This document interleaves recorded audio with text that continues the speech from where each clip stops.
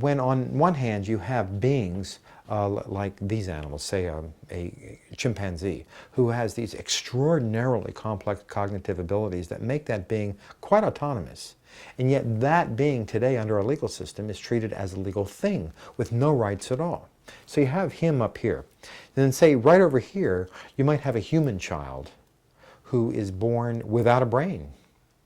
And she cannot feel, is not sentient, is not conscious, never will be. She simply doesn't have a brain. All she has is a brain stem. She's anencephalic. She has a brain stem that permits her to digest and breathe. And she has a whole panoply of rights. In fact, she may have negative rights, negative immunity rights. In fact, she certainly does. You know, we can't eat her, we can't use her for biomedical research, but she also may even have positive rights. The idea of can she pull the plug on herself? Does she want to live? That have to be exercised through a guardian ad litem. But she still has those rights, and the guardian is supposed to be doing what she would want if she were sentient and conscious.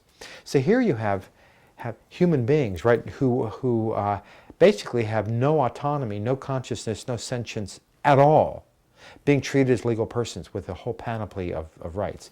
And here you have, say, chimpanzees or bonobos, or pygmy chimpanzees, who are extraordinarily cognitively complex, who have autonomy, who should have dignity, and yet they're treated as things. So as a matter of equality, there is something wrong here.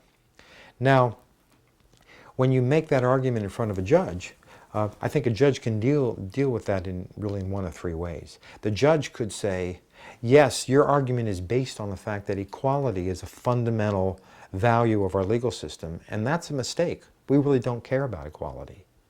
And I think that's wrong. I think under the common law, under our Constitution, in all Western philosophy, equality is seen as an extremely important legal principle, legal value. Okay, so then you could say, well, I accept the argument of equality, but I think that the anencephalic child should be treated like the chimpanzee, so neither of them should have any rights. And indeed, 100 years ago, that is exactly what would have happened. But I think those days are gone. I don't think you would ever find judges who would say any human being can be treated as a thing anymore. In fact, it could even approach slavery.